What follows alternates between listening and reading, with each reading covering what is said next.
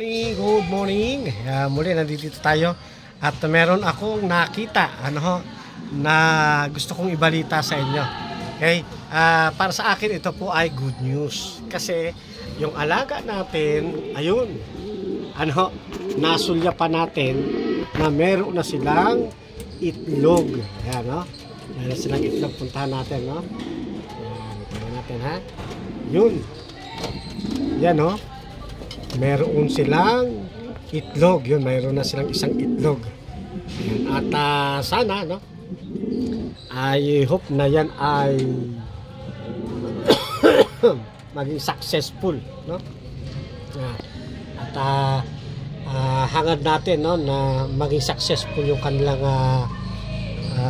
paglilimlim, no? At mag-hatch ng maganda. Okay? At ma-healthy.